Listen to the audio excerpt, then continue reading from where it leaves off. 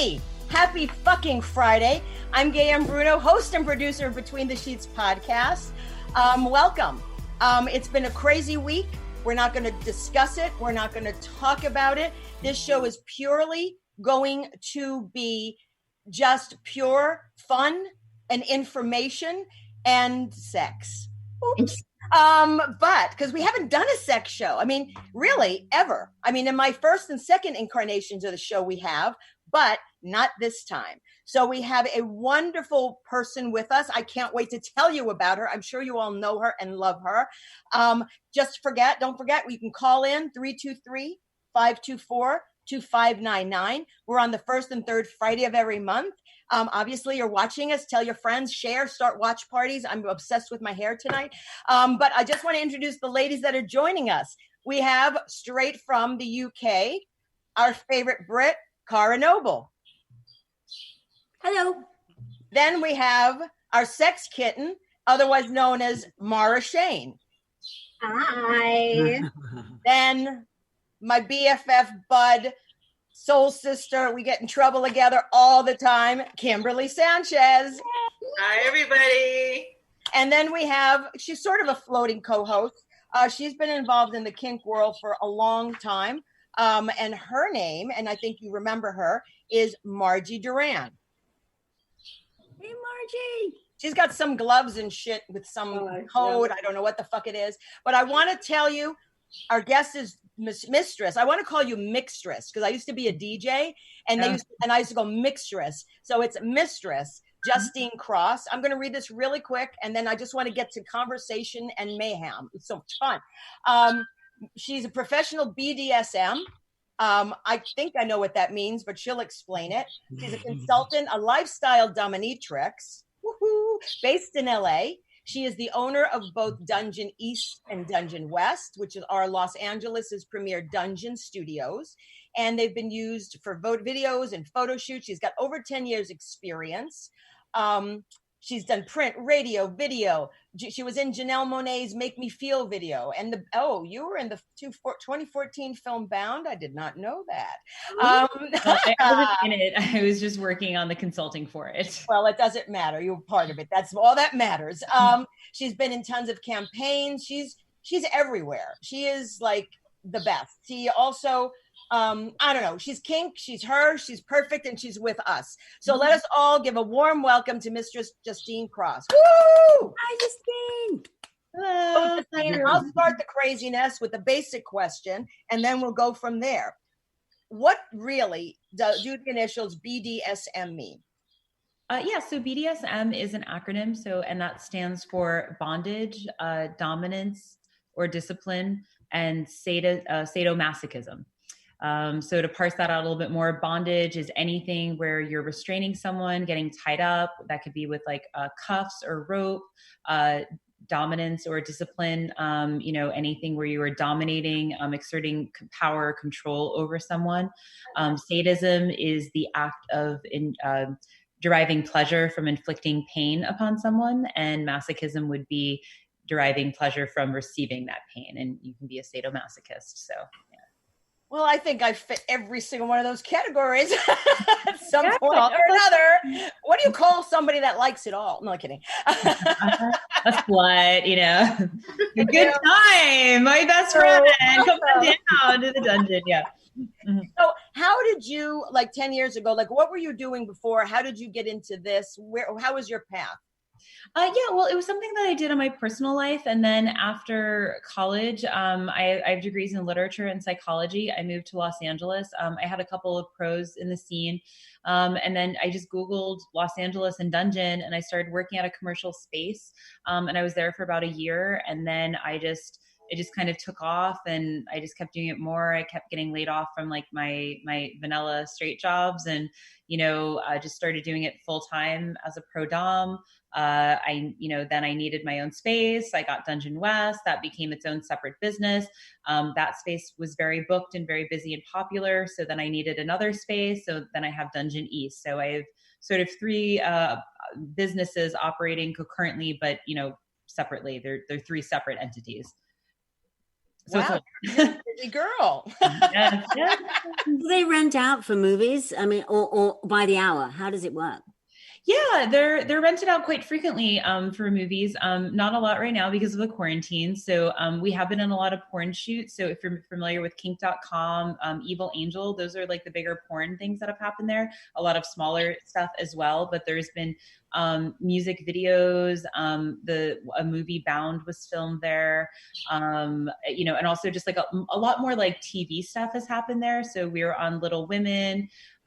We were on Love and Hip Hop, Hollywood. What else? There's like so much, I forget things. Just like various like specials on like A&E and Bravo and stuff like that. So it's been in a lot of things. So yeah.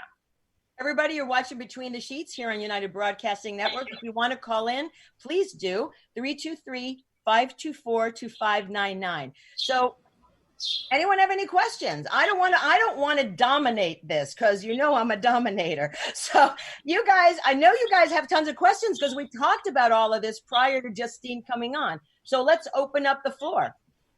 I'll start. I'm pretty much a goody two shoes, and I've never participated in this, but I have fantasies about it. And my fantasies are mostly about spanking and people watching. So I would like to know if you could touch upon, no pun intended, that, like, how is a newcomer welcome to this, like, without scaring them completely from the beginning? Yeah, well, I mean, I think it's, you know, normally under normal circumstances, I would say, you know, come to a party that I'm having at my play space, because it's a safe space, to get spanked and have people, you know, watch you get spanked or go to, you know, a club. My spaces tend to be the safest. It's a little different now with quarantine. It's, you know, what's happening. It's a little different. So, but I mean, we can do stuff, you know, virtually, you know, you can, you know, do things where people are watching you. So that's always safe. You know, something that you want to talk about, wherever you're going or playing with people is that you want to establish, whatever your safety protocols are. So you want to be doing things like you want to talk to someone about things that you like doing, which is like spanking and like, you know, being watched, and maybe also, and just also things that you don't want to do. Like maybe you don't want someone to pull your hair or to choke you or something, or spit on you. I mean, definitely not now. No one wants anyone to spit on them, or maybe they want it even more. I don't know.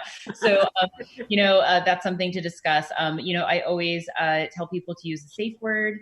And that's good. I also actually I can send you a link for it. I just made something called I just edited a bit. It's called the Concise Kink Negotiation Worksheet. And it's just one page. It's free on my website. And it does a really beautiful job of breaking things down in terms of like what you want to get out of kink, like what names you like to be called, like what role you have in it, what you like about it, what are things you want to do, what are things you don't want to do, and then other sort of questions about like safety, like do I have like medical injuries, like what does a panic attack look like if I have one, you know, things like that. So that's like a really good jumping off point to whether you have someone to play with or not, to just kind of like have that like check sheet, you know. Can you describe a party? What would it be like to walk into a house? Like, is there a bunch of people just all situated in different corners doing things? My party's epic, and some people around the town have been to them and definitely tell you. So, yeah, I run 2 play parties. One is called BDSM, and that is a play party for cis and trans women only, and that happens at Dungeon East. And then I run a co-host Deviant, which is an all-gender queer play party that happens at Dungeon West. Obviously, these are on hold for now. But the way that we would run them is I would hire a couple of different DOMs to work different stations. So those DOMs would work stations like we would do impact play. So we'd usually have a spanking station. We would have someone do flogging. I would usually make my partner do the flogging. I would do electro play. That's with a neon or violet wand. And just have that set up. We'd have boot blacking. So everyone would have a guaranteed safe experience with a professional, or even if they weren't really professional, they were someone that I've known for a very long time. So I knew that they were professional in the sense of like the experience they were giving them. So, but then, you know, all the areas of the studio are open, so you can, you know, play, you can bring your own toys. We would have things passed around so you could safely play. You know, no phone cameras, video recording of any kind allowed. Obviously everyone was very respectful of that. You could be naked, you could have sex, like it was awesome. And it was nice because a lot of people would always say, whether they were playing a lot or not, some people were, but there was always this moment where like, if people were kind of enjoying themselves, all of a sudden, like a bunch of people left because you know that they were just like, I have to go home and fuck right now, but like, I can't do it here, but we gotta go. Like we were so turned on, we just gotta go. So it's like, you know, but everyone would just say it was always a fun time. But what I'm sort of most proudest of is that everyone said they just felt really safe. And there's just such a lack of safe spaces. You know, I'm a queer woman, for women, for female bodies, you know, for queer people. And then obviously, you know, I know we don't want to spend a lot of time on it, but also just for POC folks. So it's very important to have safe spaces, whatever community you identify in. It's so important to have those safe spaces. And I'm glad that I was able to provide them and will continue to do so in the future, for people in my community. So Gavin, at the end of the night, if you're not turned on, do you have an omelet station? A what? An omelet station. No, we always have food. We always have cheese and, you know, like drinks. You don't have to play. No, but you don't. That's a good question. You could be a voyeur, right? You could just walk around and be a voyeur, right? Yeah, you can totally just voyeur. I have so many friends who I have met there.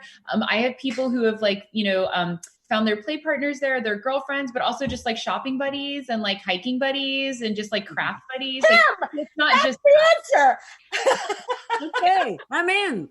So hold on. So I have a whole bunch of questions here. Number one, I want to be a dom when I grow up. So can you teach me how? And I would love to like work with you. That's number one. Oh, everyone's mouth just dropped here right now. Number two, Gavin Newsom just said that film production with the whole code is going to open, because I'm in the film business, and June 13th, I think. So will that, you think, affect you guys, since that you will be able to open and then just have like guidelines to follow? Well, we've never really been closed, but it's just in terms of, you know, people, you know, obviously Southern California has been really affected by this. So a lot of people are in the film industry. So anything filming really hasn't happened. People aren't really seeing clients, you know, that's really difficult. And also there's just basically a lot of travel has been grounded. A lot of people might only play when they're out of town or they're making a trip to be here and they can't do that. So business in terms of the dungeon stuff has been really slow. The more things open up, the better it will be for me, because people have the idea that things are open. So, you know, I want things to be open. Here's the thing. The dungeon has always been the safest place during quarantine. I'm sorry that no one really knew that, because you could have had so much fun there, because I already had like sterile wipes, alcohol, everything else. And I know no one else had it at their office because y'all had to go out and get it. I already had it. So like my space was actually the safest and most fun you could have had. But in terms of, you know, I can't do group events there. I'm not going to be doing classes. I've moved everything to online. So back to your first question about, can you be a dom? Well, yes, you can. We have classes. You can go to LosAngelesBDSMEvents.com, and we are going to be running all of our classes virtually. We have a lot of stuff coming up this week. We're going to be doing classes. Some of the classes that I run specifically are BDSM 101. We do a bondage 101, a flogging and impact play. We're going to be adding more classes for summer school, because I'm not going anywhere, fortunately. So you're going to come to summer school with Mistress Justine. And we're going to develop a class about like how to be a great dom and how to be a great sub. So those are going to be coming up in, you know, June and July. Right. Now, I know someone on this show has been to one of your parties, Kim. Okay, well, you always call me out. No, listen, I did go to one of her parties. And it was fucking awesome. Okay, and I thought I was just gonna go watch, and you know, there was this cross thing, and I was like, "Fuck yes, tie me up to that and like whip me." Oh, did you? Did my girlfriend whip you? She did. Right. Very gentle too. She kept checking in. She's like, "How you doing? Are you okay?" I'm like, yes, this is awesome. Mm-hmm. Yeah, so I really liked it. I mean, I didn't understand a lot of the things I saw, and I felt awkward, I think, asking questions. And I think I would like to know more about it on other levels. But yeah, it was really hot. It was really hot, stripping off your clothes and getting tied up to that thing. And yeah. Cross, right? Yeah, St. Andrew's Cross. Mm-hmm. You're surprised I knew that. I'm sure you are. How many people were watching you, Kim? I don't know. You know what? I didn't really think about people watching me necessarily. It was really the experience and the whip and the kind of being like really vulnerable and not having a lot of clothes on in front of people. It was very cool. That's brave. Yeah. Well, I would do it again. I mean, I know some of it because I was the VP of entertainment for West Hollywood Gay Pride. And me and a couple of other people were the forefront people to put together what was then known as Erotic City, which was the whole place was all about BDSM and other stuff. And I remember I had no idea what it was. I just helped push it through, created the name. And I remember like during Pride, because I was mostly part of the entertainment, I sort of walked over and I walked into something that I said, what the fuck is that? And it was, I think, Fist Fucking 101, which was, I must say, I was so shocked, and yet I couldn't leave. I just had to watch. But I mean, like the safe word, okay? So a safe word. Is there like certain safe words? Do you decide with your partner or the person what the safe word is? Are they secret? No, they should not be secret. No. A safe word is just whatever word everyone who's in the scene decides is either like the call to slow down the action or to stop the action completely. You could use traffic lights like red meaning stop, yellow means slow down. Again, this is covered in like this concise kink worksheet that I put together. You should never be using that word as a joke or when you don't mean it. It's good to have a word that's like very different from your play.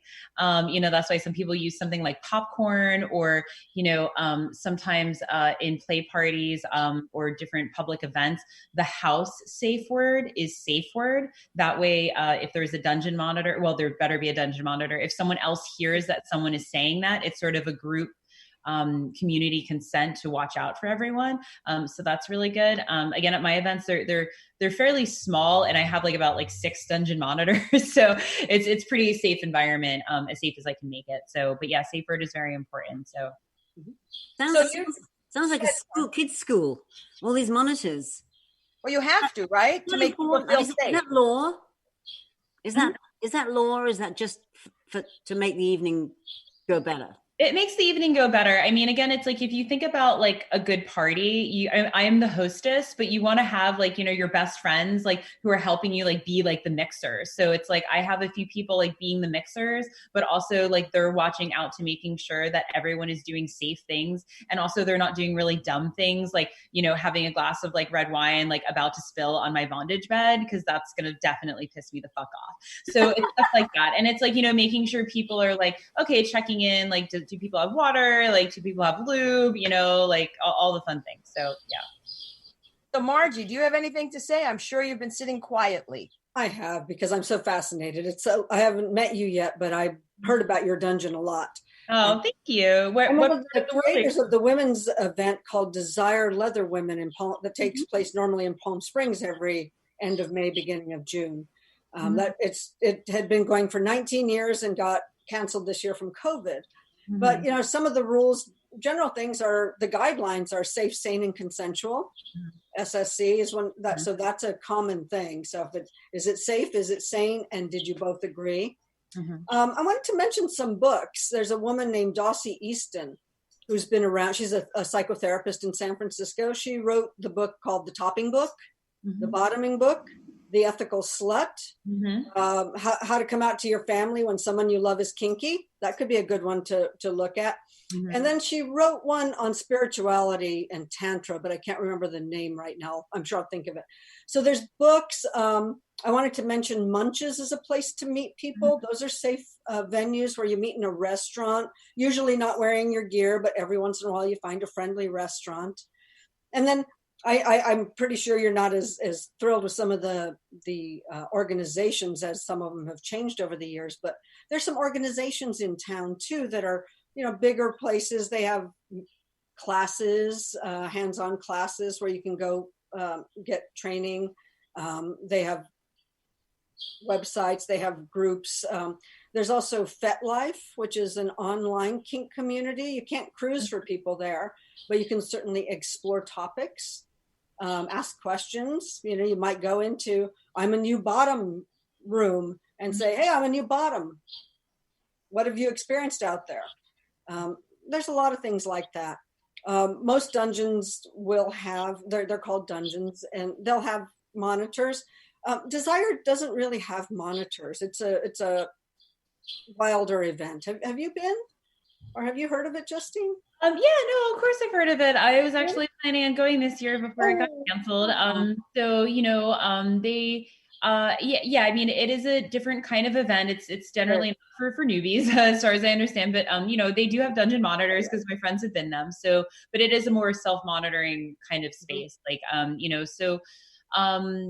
yeah, those are all really, really wonderful. I mean, again, we're not doing any in-person classes until further notice. Everything we're doing is online, and figuring out the best classes that we can do online that are the safest and what people want to, have. So we're doing a distance BDSM class. We're actually doing a fisting class on Tuesday.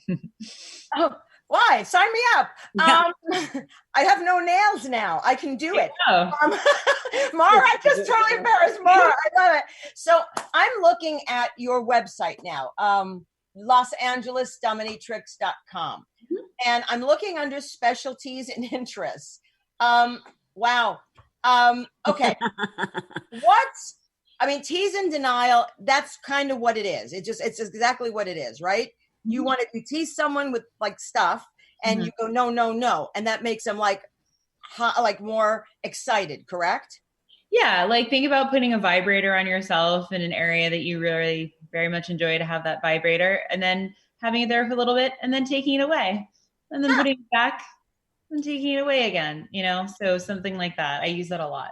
So I have a question. What are your thoughts about vibrators, and what do you think about Mr. Hitachi? I think Mr. Hitachi is great until I found out about, Mistress Doxy. The Doxy is quite the level up. Yeah, it's maybe my partner can get it for me. Yeah, it is gorgeous, and it is like the Rolls Royce. It is. Oh wow, beautiful. I'll get my glasses. Hang on. Yeah, I have been a follower and have many Mr. Hitachis, but if you're telling me there's a better one out there, no. If you love the Hitachi, which I love the first version of the Hitachi, the one that has the little circles, circles. Yes, yeah, that one is the best one. Many have died a noble death, but that's okay. My partner is getting the Doxy on the other side of our house here, running, okay, wiping it down. Well, Mr. Hitachi, whatever.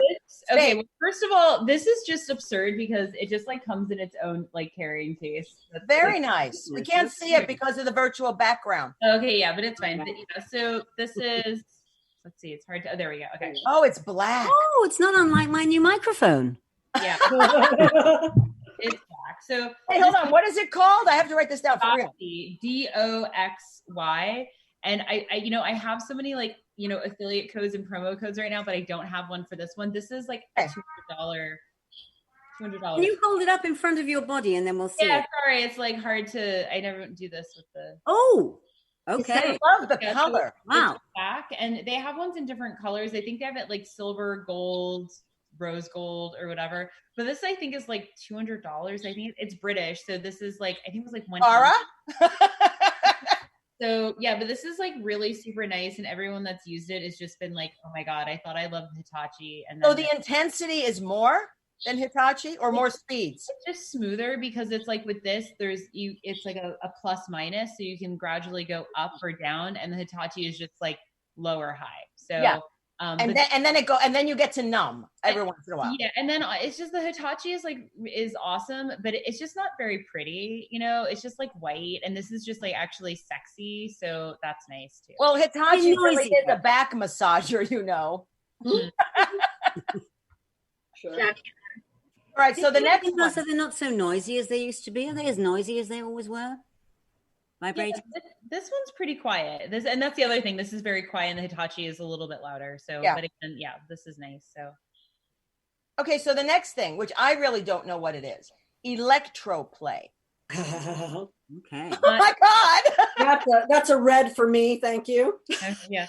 Electroplay. So it's that's anything like something called a neon wand or a violet wand. They're actually, I'm seeing a lot of ads for them, even though they're not calling that on Instagram lately, for your face, because it's supposed to kill bacteria. I don't know, but so you can use it like that. But it's just a sensation. So it's just like a wand, and when it has contact with your skin or near it, it's going to kind of electrify it. But it's not like super painful. It's more like a stimulus sensation. I mean, depending on where you put it on your body, but it's safe to put everywhere on your body. The neon wands come in a lot of different colors. They come in like red, purple, green. The violet wand only comes in that like kind of classic violet color. But they're fun. They're just like different glass electrodes you take out and put in and stuff. So that's one level, and that's safe to put everywhere on your body. The other set of stuff is going to be anything with a box. So that's going to be a TENS unit. If you've ever needed, some pain relief. Yeah, I know. Okay. So that's what that is. That's just the same thing. You can have pads or different things or different electrode attachments to put in your body. That's all below the waist. So you have a TENS unit, PES, and Aerostech. They're all pretty much the same. Aerostech is my favorite. It's an expensive toy. It's like about a $600 box. But the things that you can do with it are just so truly amazing, because I can make it very painful for you, but I can also make it very stimulating and, actually just pulse you to an orgasm just using this electrode box, or just make you feel good. Yeah. I think I know, after this is over, where the Between the Sheets 1-year anniversary party is going to be at. All right. So corporal punishment. So that's just going to be anything, any hitting of the body with like your hands or toys. Yeah. Okay. Financial domination. Oh, yeah. Okay. So that's there's a lot of ways to do that, but it's just, it could be adopting a bill, someone just, giving me a lot of cash, tipping me extra, spending a lot of money on me, presents, list, kind of stuff like that. So sounds like a good one. I like that one. Yeah. Okay, it says foot fetish and then size 8. What does the size have to do with it? The size of my foot. Oh, okay. So what is a freaking foot fetish? I mean, seriously. So foot fetish is just going to be anything like, worshiping my feet, kissing them, massaging, licking, stuff like that. So some people like dirty feet, some people like clean feet. Sometimes like shoes come into it, things like that. So some people are into like trampling. Yeah. Wow. Okay. Dungeon dinner dates. I figured that one out because I saw the thing. All right, here we go. Trampling. I'm sorry, what was that? Trampling? Trampling. Oh, okay. Yeah. So that's like, anyone just lying down and me just, walking on them, stomping on them, standing on them. Yeah. This is like, you do that in like heels, like spiked heels, right? Like, yeah, I can do that in heels. Some people want barefoot trampling. Some people want, trampling with heels. Yeah. So I have a question. So when you're doing that, so I guess because does it ever become just a job for you, or is it always pleasurable for you as well? Well, it's, it's really my career and my business. So I'm only doing things that I really enjoy doing. It really depends on the client. I mean, it's more often than not, this is just a really fun job, and I do love it. There's always like some bad days and like things that happen, but like I could do anything I want, and, but I choose to do this, and I'm really good at it, and I really love doing it. So it's, constantly figuring out how to move with the market and, current economy and political situations, of course, but it's like, this is truly what I love doing. There's always like some, clients that you'd rather work with more. And that's not even just like my one-on-one clients, but even in terms of like various people I've worked in like Hollywood and stuff, so, but it's like, for the most part, like I'm really happy with my job. Like I don't get sexually harassed. I mean, that's just one, I really don't. So there is no, yeah. So I have a question. I mean, someone just texted on the thingy. is there anything that you won't try? But before you answer, these well, okay, first of all, what's GS? Golden shower. Yeah. Okay. So that's what I thought, wasn't sure. So it says limits, no thank you. So these, I'm going to guess that what you're saying on that, you won't do, correct? Mm-hmm. So is there anything not on that list that you won't do? No, that's a pretty complete list. I'm just horrified at some of it. I have to say, and I'm not like a square. Brown showers, I already know what that is. Heavy medical play with needles, face sitting and smothering, any nudity, any sex on her part, any nudity, any subbing, switching, male cuckolding, smoking, ashtray fetish, and anything that ends with a job. I love that. I totally love that. Wow.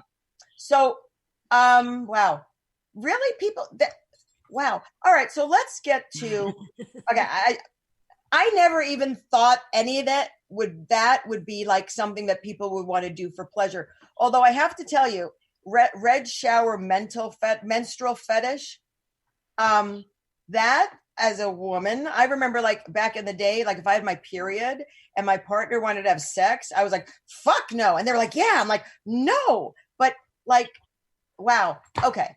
I mean, okay. Yes. What? Are you saying some people like that? I'm going to guess it's on her okay list.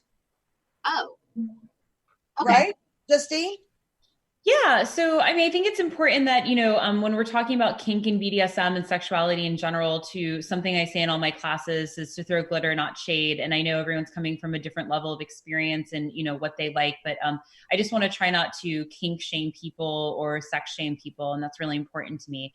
So, menstrual fetish is, it's not something I do very often because my period lasts like 2 days and I don't have that many people into it. But there's a lot of different ways that people are into that kink. And I didn't even know it was a kink. I mean, I don't know. I mean, because everything is a kink. Everything is a kink. So when people like want to come, then they fill out a questionnaire, they discuss things with you as to, or do they look on the website and they automatically know what you offer? And then when they want to do any of the kink things, do they tell you in advance so you know how to prepare, or do people mix and mingle and they just know what you offer and then they ask at that point? No, before someone comes to see me for an appointment, which again, I'm not doing right now, but generally anyone who's doing that, I have a booking form that they fill out and they tell me the things that they want to do, things that they don't want to do, what their limits are. And I am agreeing to that. And then when and before I even see them. So they go through a whole screening process. Then when they come to the dungeon, unless there is very specific role play that would start from the moment they walk in, I take a couple minutes and just go over all of that again and say, hey, just to review, we're doing this, we're doing that, we're not doing this. This is what's going down. We're doing this for however many hours. Give me my money, whatever. And that's Awesome. What else? Anybody else have questions? I feel like I'm the only one here. So just one person in the dungeon when you're working, Justine? Yes, my studio. My studio is an open floor plan studio. So there's only one booking at a time. So they're both very big spaces. They're about 1,400 square feet. They have, a bondage bed, the St. Andrew's Cross, which is that X that we were talking about, a spanking horse. They're also equipped with a full queen size bed, a kitchenette, and a full shower. So a lot of people do spend overnights there. People spend whole weekends there. So yeah, lots of fun stuff to do. Mm-hmm. And do you do couples as well? Do you counsel couples or guide them? Mm-hmm. Yeah, I see couples all the time. I think I'm going to start doing some more like one-on-one training in the summer, because I usually do see couples obviously a lot in person, but I've been having a lot of requests for like private instruction in classes, online and, stuff like that. So yeah. Mm-hmm. So I want to get to sort of, not that any of us are psychologists here, but I want to get to this sort of like the psychology, because like I've read, and we all read a lot of stuff and some of it's bullshit, but I've read that, a lot of men, women that are executives, when they venture into the world of kink, they prefer BDSM. They usually are the ones that prefer to be the submissive. Has that been like truthful or at what you've observed as well, or it really doesn't matter? Like it's just whatever you like to do. No, a lot of people are kinky.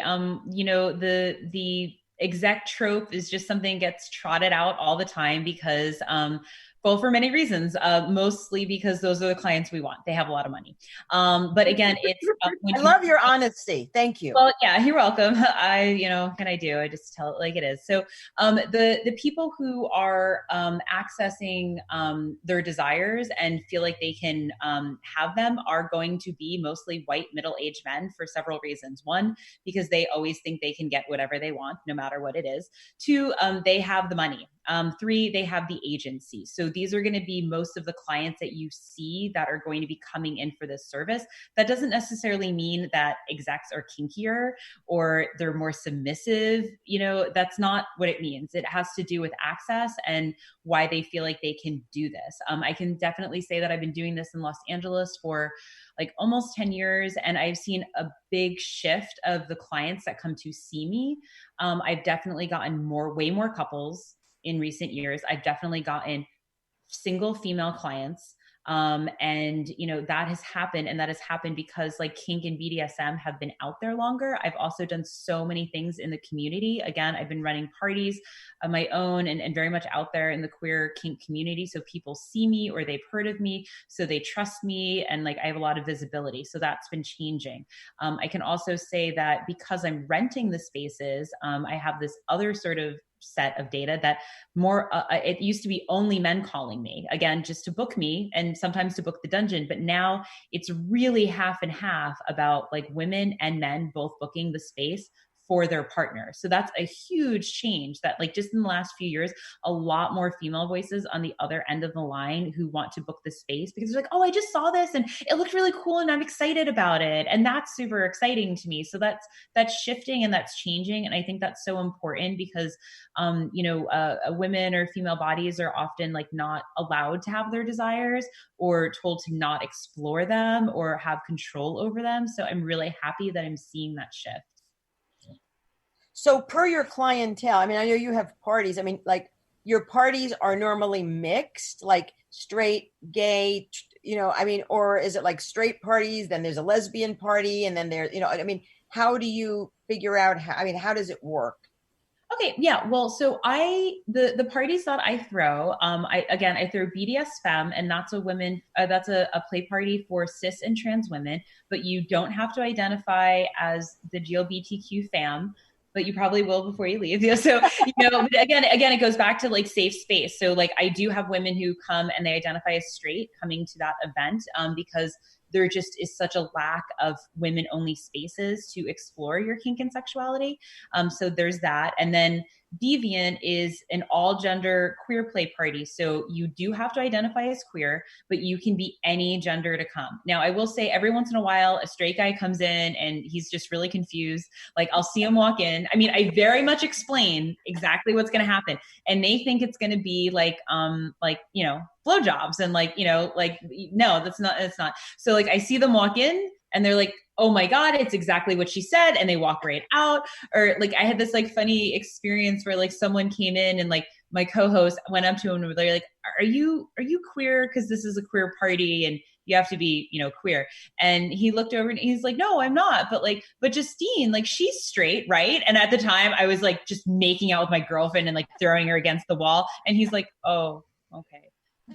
You have to go, buddy. So no refunds for you. So you're very open with your sexuality. I mean, like how you identify. Do you think, has that ever harmed you or hurt you in the straight community?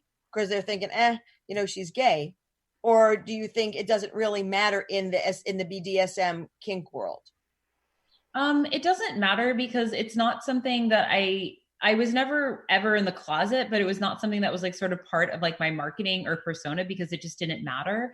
But it wasn't something that I disclosed until recently. But it's so funny because for the people who know, there's only two kinds of clients in this world.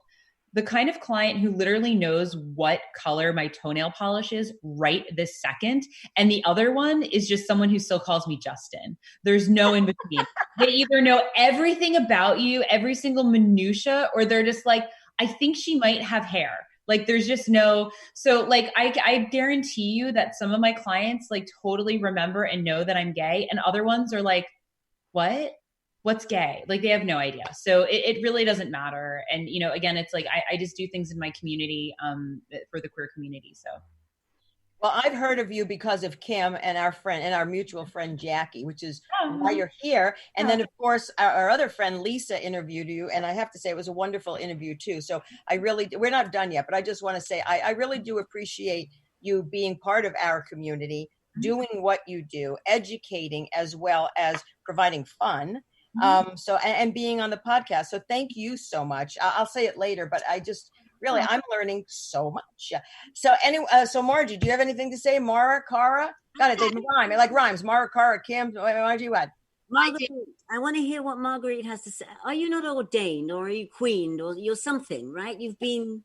I follow a really different path. When you go into the pro-dom world, it's a whole different world than the leather world. And that's where I identify, is the leather world. Originally came out of military men coming back to the States after war, joining bike clubs and bringing leather into the bars. So that's kind of where this started, San Francisco, New York, LA. And that's kind of the tradition I got mentored into. But for the record, I was brought out by a heterosexual pro-dom, and I'm the only female slave she ever collared in all her career. And so I was trained by a pro-dom, and it was kind of fun.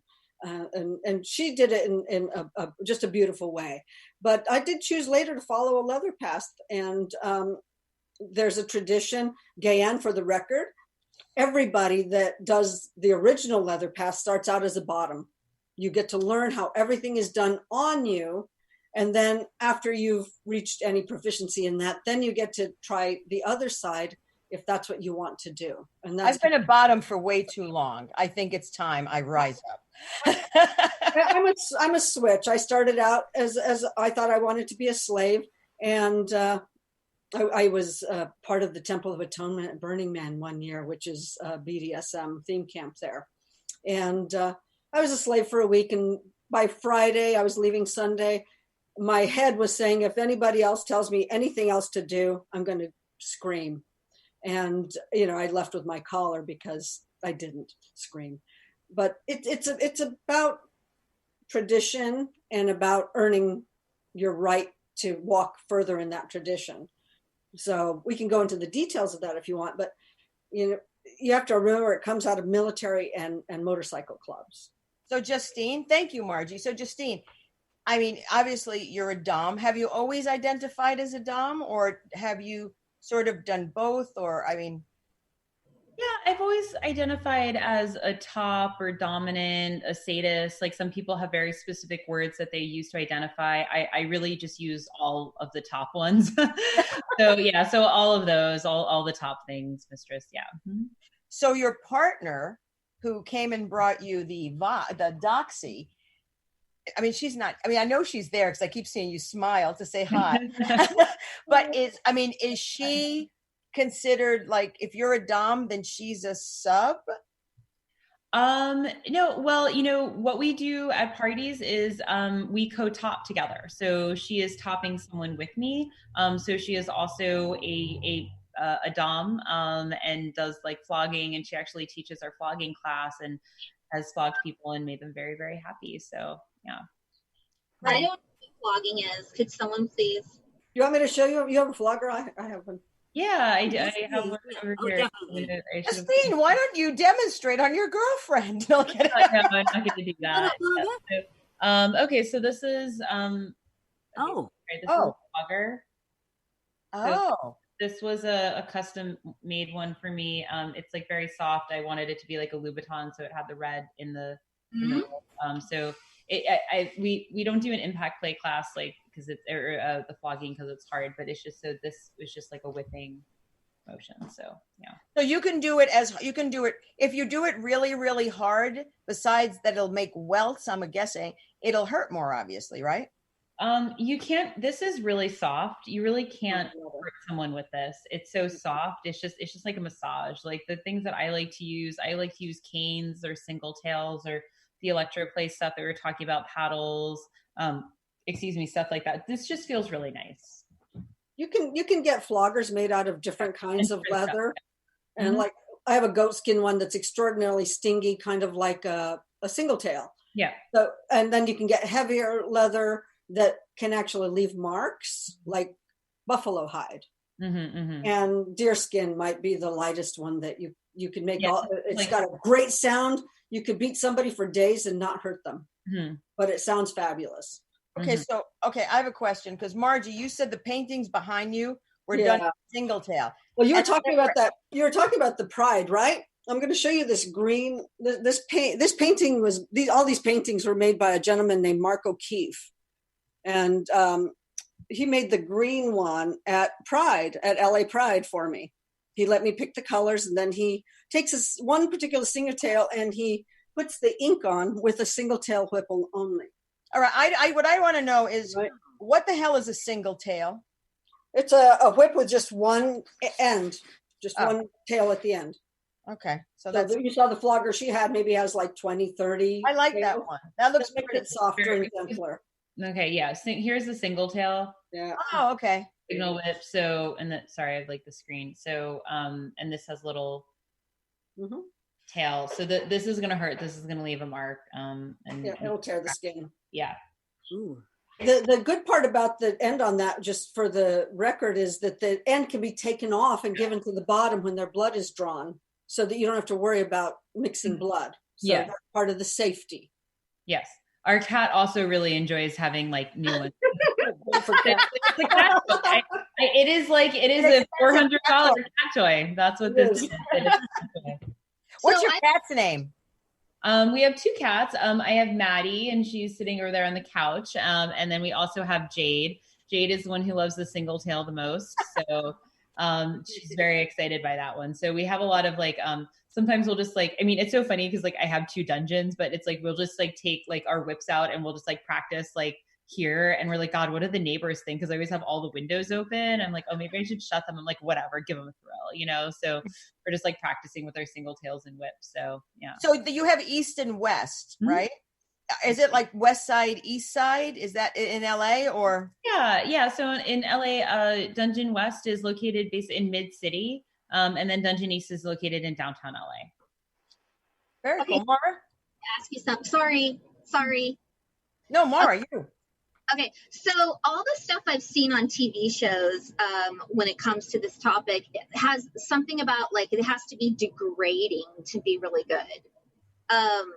Is everything that's done, is that kind of, you're shaking your head no, Margie. So, I think that's cool if you want to be degraded. I just don't know how, it seems like that's always the underlying thing, that you want to be degraded while you do this. Is that wrong?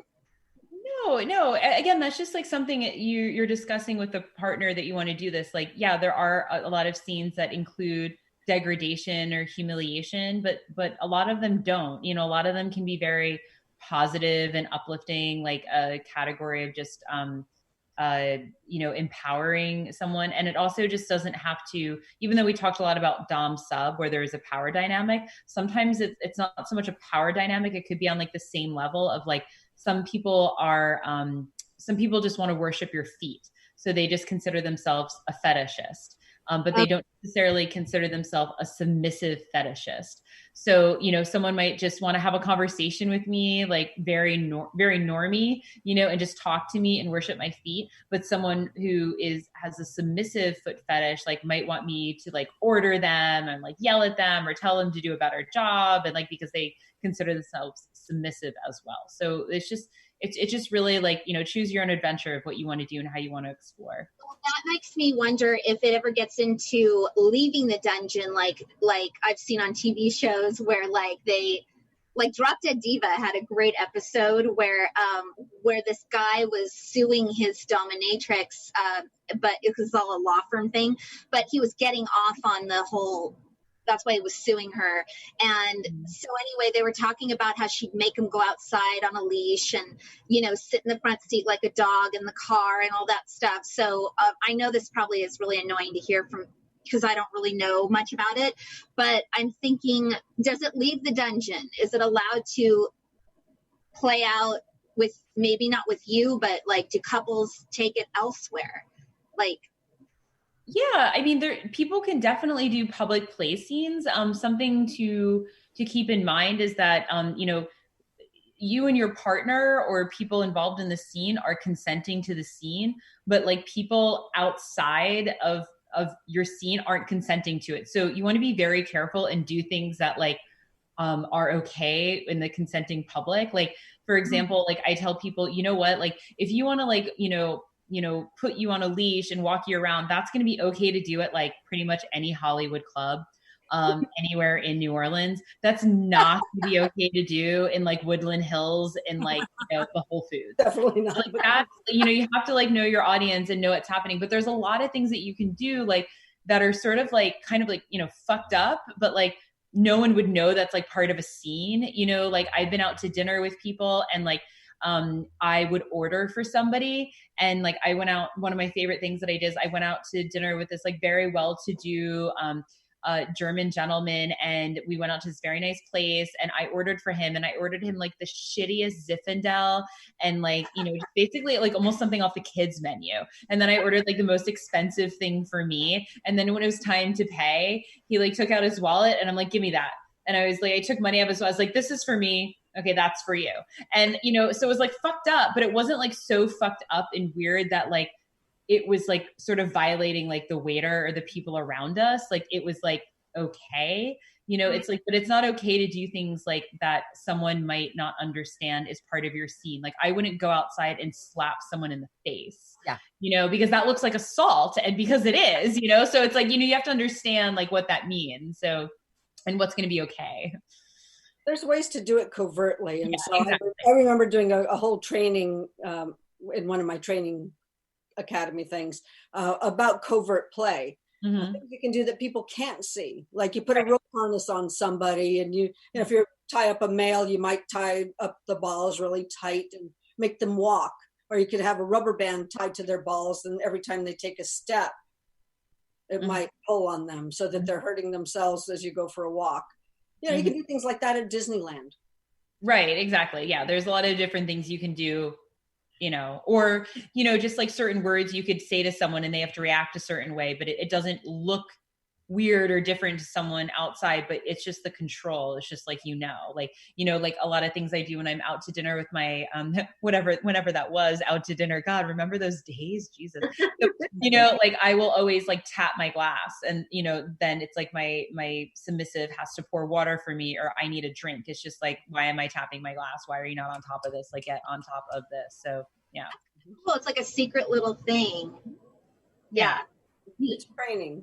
And so, Justine, where did you? Anyway, it doesn't matter. I didn't know I was practicing it. I just do that with all my girlfriends. Where did you learn how to do this?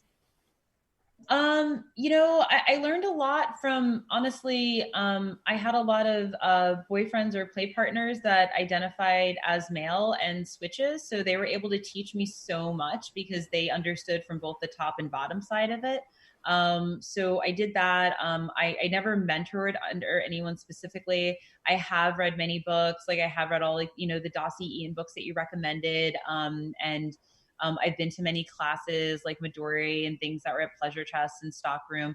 And honestly, I learned a lot from my clients. You know, a lot of the equipment and things that I had, I had various things, like, for example, the Eros Tech, that's like very advanced. I had all this stuff and people wanted me to use it with them. And I said, that's fine, but I don't know how to use this. And they're like, oh, I'll just teach you. So, okay, fine. So like, I've learned a lot just from clients because they they think that I'm hot and beautiful and like smart, and they want to play with me, and they're like, oh, I'll just teach you what I want to be done, and then I pick it up and I do it. And just also playing with other people, watching people at play parties, being involved in other people's scenes, like other coworkers. You know, I would be remiss to say I haven't learned a lot from my partner who's sitting right next to me, but you know, she's definitely teaching me how to flog. You know, and just, you know, every time you play, you're just getting more into the scene, different things. And I've just been doing this for a long time, and you know, I love doing it, and I just see a lot of different clients. So it's. Have you ever faltered, like where you were supposed to be the dom and in charge? Have you ever like faltered and lost that a little bit, you know? No, but I have a really good trick for when that happens. Like, one of my favorite things is, like, you know, if someone is tied up and across the room and I trip, it's obviously their fault. And I'm like, damn it, it's your fault. I'm going to beat you for that. You know, and they're like, I'm sorry. You know, like I was, you know, even this week I was trying to get a custom clip order out to someone, and like all these just ridiculous things kept happening. And I just said, you know, and I just kept telling him like, well, I'm sorry, this happened or that happened. And he's like, okay, I just can't wait to have it. And I said, well, you better be, it's your fault this is happening, even though it clearly wasn't. You know, everything is the sub's fault. So yeah. But do people ever laugh in the middle of a session? Oh yeah. I laugh all the time. It's fun to laugh. It's funny. Funny things happen, you know. Bodies happen, farts happen, like jokes happen, you know, like all kinds of funny things, like breaking character. Bringing out a dog toy as a dildo. Yeah, all kinds of things. Hilarious. Yeah. Wait, what did you just say? I didn't hear it, for real. So bringing a dog toy out as a dildo. Hilarious. Yeah. Okay. All kinds of funny stuff. Does every play scenario end with an orgasm or have orgasm involved, or is it not necessarily a prerequisite? What did you say, Cara? I didn't hear the question. Orgasm. Does it? Do all your play rooms or scenarios end in orgasm? They can. Usually that's how things end with clients, so then they leave. But yeah, you know, it just really depends on what you and your partner decided that you want to do. Some people want to come, you know, some people don't. So it just kind of depends on where you're at. It's just, you know, it's just really up to you. Oh. How do you deal? Do you find that, I mean, maybe not between you and your partner, but other couples maybe that come in, how do you deal with if there's jealousy that happens like unexpectedly? Well, yeah, I mean, jealousy happens. It's a very normal human emotion. I am not a very jealous person. I always say, like, you know, I am not needy, but I am demanding as fuck. So, you know, it's just about boundaries, and like, certainly like things come up. Like I've clearly have a very good and open relationship open communication with my partner. We actually met at BDSM 4 years ago. So, you know, she was already in the kink world, already knew a lot about BDSM as well as like the pro-dom world. So a lot of that stuff that sometimes comes up like wasn't an issue. We just have a very good communication. And even when things come up, it's like, okay, let's like talk about this. This was weird, or I didn't expect this to happen. Let's talk about this so we can just understand and then like let it go. And really that's all that it's been, because I think we just, again, we have a very good relationship. We understand each other very much.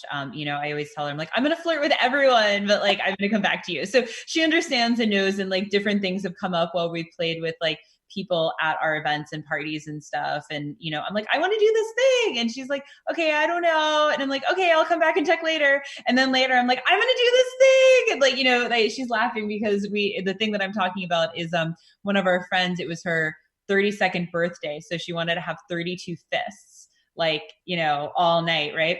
And I'm like, I really want to do this. It's like, you know, I don't want to like fuck my friend. I just want to give my friend a good time. I got to like do this. And she's like, I don't know. And I'm like, okay, well, let me check later. Cause I was like, it wasn't so important that I fisted my friend, but I felt like it was so important for her to say that like, it was okay for me to fist my friend.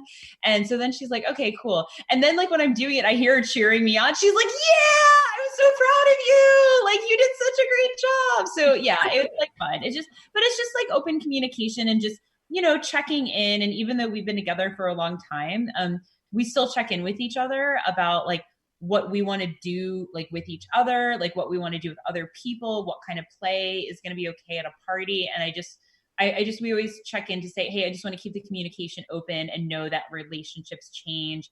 needs and desires just change, and you just need to keep that open communication and to keep talking. It's just so important.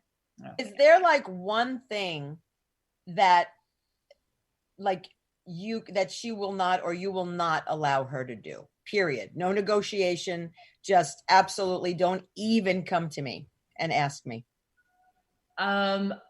I don't know exactly what I'm allowed to say without consulting her first. So, bring on. I know she's there. Yeah, no, I don't. She doesn't want to come on screen. So, yeah, I think we do have certain things that are just kind of our agreed upon things that we don't. But again, it's just like, things that like, again, like I would say, like one of my friends asked me like, are you in an open relationship? And I said, no, not really. And then I immediately had a montage of like all the friends I had fucked in like the last like 3 months, but it was all in the context of parties and like, well, it's work. I mean, technically it is. No, but it wasn't work, but it was like my friends, and it was like things like that. So it's like, yeah. And yeah, again, and like, what is sex? Like, so, but again, it's just like, we just are always talking about like what is okay and like what feels comfortable for us, and if that thing can change. And I don't think we've really established any like hard and fast rules that I can publicly talk about, but it's just really an open communication. I think we're both happy with like the things that are happening. So, but I think you do need to be, I mean, to have like minds in a relationship, because if you were doing what you did and your partner either wasn't really interested in this, it would be obviously, I think, she, whoever that fake partner is that wouldn't be involved in BDSM and kink, it would be a harder relationship. Now, before you met your partner now, did you have other partnerships where they were open to this or not? To varying degrees. It's certainly nothing I hid. I've been doing this for 10 years. This has been my career. This is very public. So, it is a different kind of job, but it's also not like a job that is like that odd per se. It's certainly, honestly a very safe job.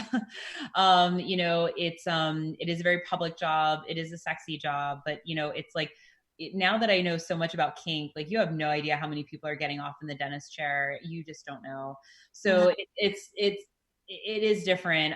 But again, and that's why I always just tell people like, here's the rule is that like it is okay to choose to date a sex worker. And it is also okay to choose to not date a sex worker. That is totally okay.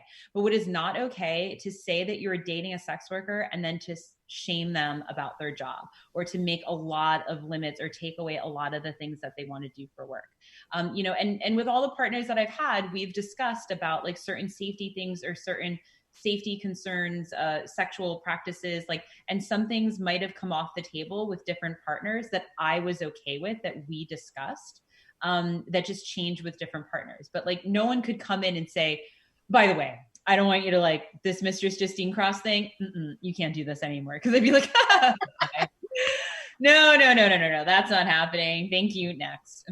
But it probably makes for like one of the healthiest relationships, I guess, because the communication is so open between you guys. But I was just thinking the first time I tried to have a threesome with my partner, and I'd just come out as with a woman and had left my husband, and we decided to invite this cute bartender, this boy bartender, back to the hotel room. And he came in and he like started like kissing her, and I couldn't handle it. I'm like, you know what, you guys can go ahead and do what you need to do or whatever you're doing, but I gotta go. And I left, right? And I'm like, damn, I would love to be able to do something like that again someday, Yeah, well, it's just like thinking about like, thinking through before you get there, like what you want, what you don't want. And to also like understand, to have some forgiveness and elasticity with yourself and your partners, that some stuff might come up for you that you didn't know is there until you're presented with it, or something you thought you're okay with like ends up not being okay. And it's like, I've had scenes be fully discussed, fully agreed upon, and then something didn't go well. And then it's like, oh, okay, that didn't go well. Nothing like super bad, but it was just like, oh, that didn't quite go. And then it's just, you talk about it afterwards and try to figure out what happened. And if you can like develop the scene or figure out what happens. But it's like, I always tell people like, your desires and needs and wants, they're all going to change. And it's like, you need to have some kindness with people first to hopefully establish like just the basic trust and safety that you know that that person cares about you. And if something goes awry, to bring it back to that place of like, wait, but I know this person cares about me and like we can figure this out together. So yeah. But threesomes is that where the safe word comes in? Like somebody's in the middle of something and they feel all of a sudden like some childhood shit comes up or whatever, and that's when you would use the safe word? Yeah, that's a totally great example of using the safe word. Like say you get triggered or something is coming up for you and you want to like pull out of the scene and like kind of like break the character of it, or just like you need a timeout. Like that is totally okay. And sometimes you just need a timeout and like you just need to be like, okay, am I okay? Like, am I here? Like, you know, it's like if we've all done party favors, like, you know, you're like, wait, stroke the furry wall. Okay, great. You know, so what that is like, and then sometimes you can get back into it, or sometimes you just need to stay with the furry wall. So, you know, that's like the control from the top side of like understanding when someone needs to come out of it, or someone, you know, you can bring someone back into it. And I've had scenes both ways. I usually, if someone needs to come out, I'm able to like walk them back in. Because that's what I do and I'm very good at what I do.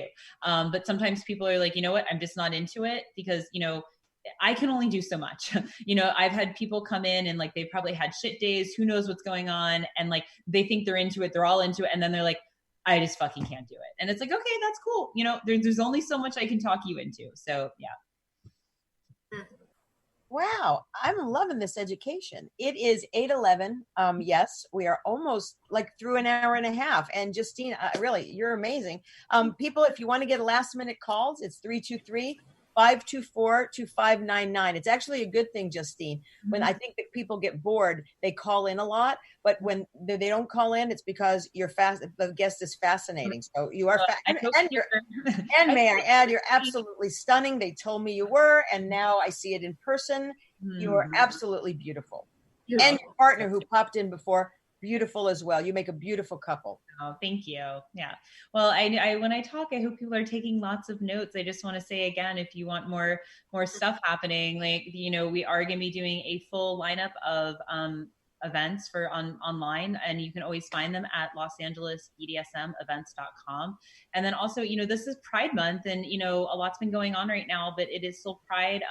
I hope, you know, we're going to celebrate in various ways, and hopefully for even bigger and better things, as I see like a really big positive change happening in our country right now, with the racial segregation and divide.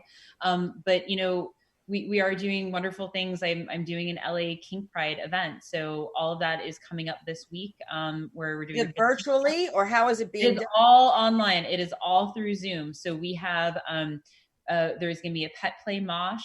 There's going to be a fisting class. There's a lap dancing class. There's a twerk party.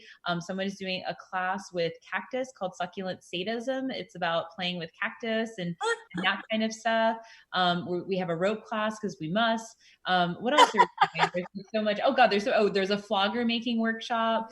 And then very important right now, there is a distance BDSM course. So that our class, so that's like from two people. One is in LA and one is in Alaska. So they've done a lot of long distance BDSM stuff.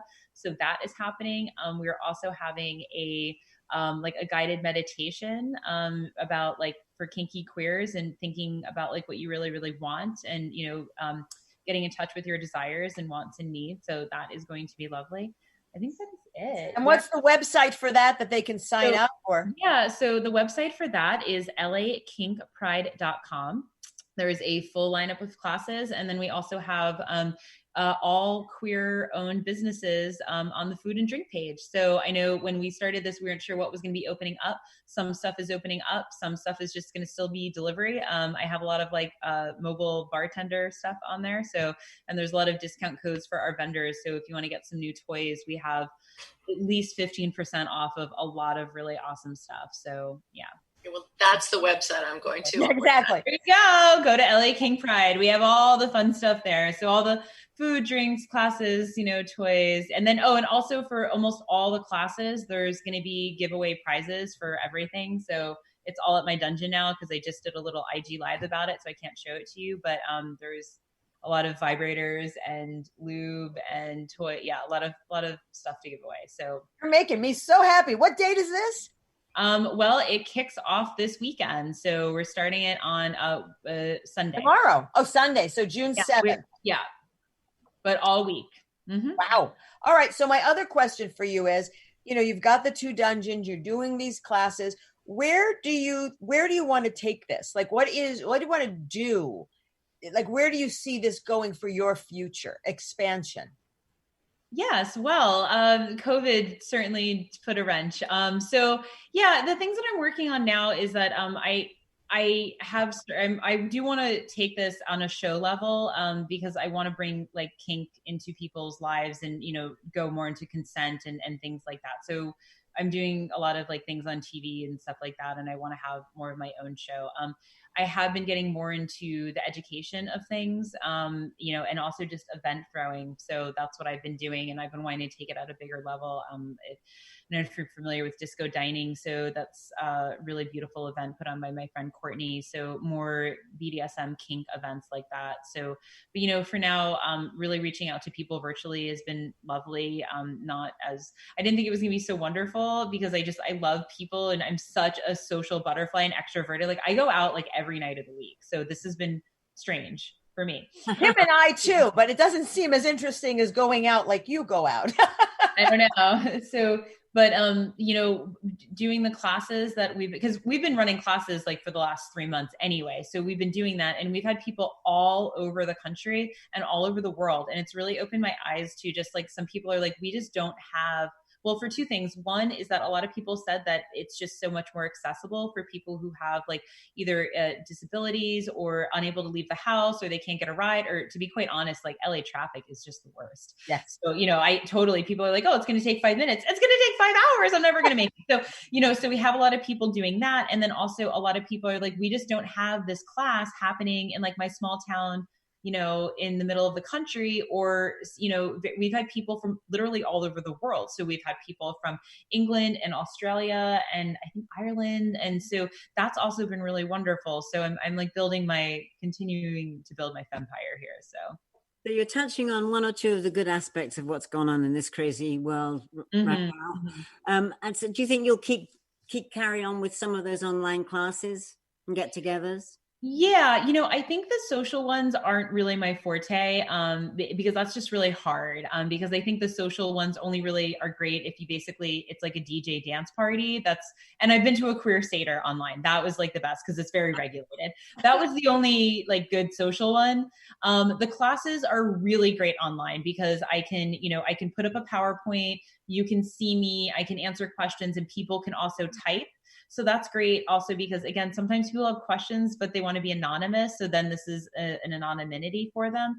So I think I'm going to continue with the classes, online all year anyway. I will probably, once it's safe to do so, have them in person again in the dungeon because then they're in the dungeon. But I'm going to continue online classes anyway, which I never thought of doing it before because, again, I have the dungeon. So, but I'm going to continue the online classes now, definitely. So, yeah. I think we have a caller. I'm not sure. Kurt, do we have a caller? Are they still there? Yes, they are. Oh, can you patch them through, please? They are patched through. Hello, caller. Welcome to Between the Sheets. What's your name? Is this, I'm calling for the Integratron. The what? Is that me? I think I've got the wrong number. I so think you do. If you knew what you were calling, you'd be hanging up the phone really fast. No, I was calling Joe from the Integratron. Is it? Do I have the right number, or absolutely not? Unless what you're talking about is involved in BDSM and kink, and you are trying to sell it to us. I think you do have the wrong number. Is it a vibrator? Oh, I have. I have. The only thing I have to sell are experiences, and that's up to my editor. Mm-hmm. All right. Well, thank you for not calling in and calling in. Have a great weekend. No, take care. Take care. Sorry, I got this wrong. I thought it was all about the dome. The pleasure dome is what you called. But anyway. No, well, it is that the Integratron. I mean, it's just I'm a friend of Nan and Joanne's. Long time. I don't know who. Sure. Thank you for checking. So. Sorry about that wrong number that was posted on Facebook. Okay, thank you. Well, all right. Hey, Okay. Kurt. Hey, Kurt. Yes. Is he gone? Yeah, he's gone. Okay. I have another call for you too, by the way, but I don't know if you want me to patch it through. I thought it was like a salesperson trying to sell us like a new piece of technology to use in this field. But I thought it was an auto mechanic or something. I know, right? Welcome to Between the Sheets. So, everyone, thank you for joining us this evening. It's Between the Sheets podcast. We're here the first and third Friday of every month. On June 19th, which is this year's Juneteenth, we will have Andrea Meyerson, who is the head and the organizer and creator of Women on a Roll. And we will also have Grammy, I don't know if she's a Grammy Award winner, but she should be, Janet Robin, who is an amazing guitarist. And she played with one of the, who did she play with, Kim? It was Mick Fleetwood or the other one from Fleetwood Mac? Or Lindsey Buckingham? I think Lindsey Buckingham. I don't know. So it'll be no, it will not be a holy show. It'll be a whole different show. Follow me on Instagram, QTE Brat. Please like our Between the Sheets Facebook page. I just want to say thank you, Justine. Thank you so much for being part of our show. It was fun, but extremely educational. I do appreciate what you said about, what is it, kink shaming or something like that? Yeah, throw glitter, not shade. Yeah, correct. I love that. I love that. And I think a lot of us, including me, we don't know it. We're ignorant in a way. And I think we just have to be more aware, especially not only about this, but I think with everything going on in this country right now. And I don't want to go on and on because I talk about it enough. And I think we've all read it and we all empathize with the situation that's going on. But I think people really need to have a little bit more awareness, a lot of compassion, kindness, empathy. And really, I'm, in speaking to some of my friends, it really is about sometimes our ignorance, not only like being white, but in any area that you are not familiar with. I think the person who on the other end is on that would prefer you ask questions, even if you think they're stupid, which there are no stupid questions, than to make assumptions on something. So I really do believe asking questions is best, and no matter what situation you're in, because you'll get an honest answer and you'll get the right answer. So don't make assumptions and don't be an asshole, because I don't like assholes, and neither do anybody else. But because that, I always like to leave it with love, peace, kindness, compassion, empathy, gratitude, joy. That's sort of my 7-8 word mantra.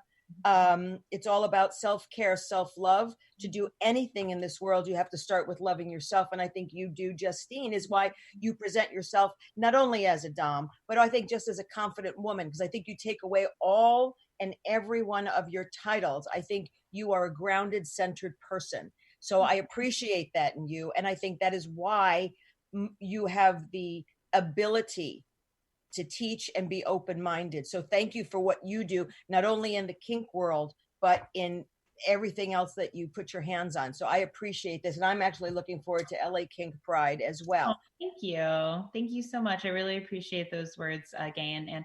And I agree with you that yes, it so much of what's happening in interpersonal relationships and around the world, it's about communication and trying to understand each other and having compassion and kindness and knowing that and recognizing you may be ignorant in something, but to just try to have a conversation with someone and try to just think through things, and just doing this a little bit more is so helpful. And we can all do more, we can all do better, and have kindness for ourselves and kindness for others. And I hope we think through that a lot more, especially right now. So thank you.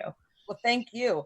Also, I really can't wait till we're allowed to socialize and mingle, because I can't wait to come to one of your parties. It's going to be so much fun. Anyway, so I just want to say thank you, all you listeners and watchers and viewers. I will put this show up tomorrow on the YouTube page, Between the Sheets with Gaye Ann Bruno. The audio portion will go across all platforms on iTunes, Spotify, Pandora, Google Play, you name it, we're on it.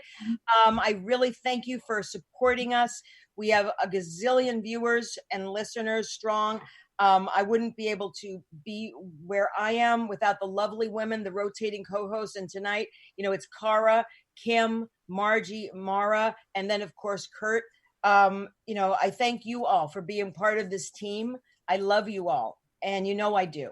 And what is it? Something about something of the whole parts. I'm really shitty when it talks about that. Mm-hmm. But Justine, anytime you want to come on ever again, whether it's just to be part of the round table or you've got something to promote, you're always welcome here at Between the Sheets. So thank you. Oh, thank you so much. Where can people find you? Let's give all your information now. The best thing. Okay, so to find me, you can always find me at losangelesdominatrix.com. Super easy. If you're on Instagram, follow me as the Justine Cross. Very safe for work, but very lovely.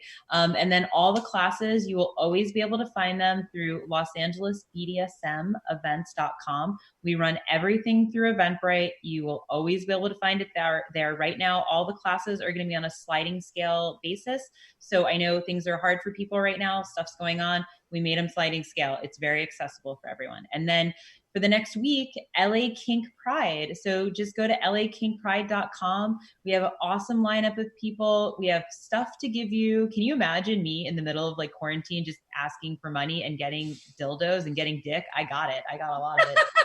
So I got a box of dick. So anyway, so I have it. And I want to give it to you. So it's there. And again, there are vendors. I made a comprehensive list of all the queer-owned restaurants in Los Angeles. We really want to support our community. And we also put in an additional support page if you need, health and wellness, stuff happening right now. A lot is going on. We also put in a list of organizations that you can check out local to Los Angeles that are by LGBTQ fam, and other organizations that you can support. So it's all there. We got your kink and care. I hope to see some of you virtually, in LA Kink Pride for the next week. A lot of fun stuff. So thank you so much.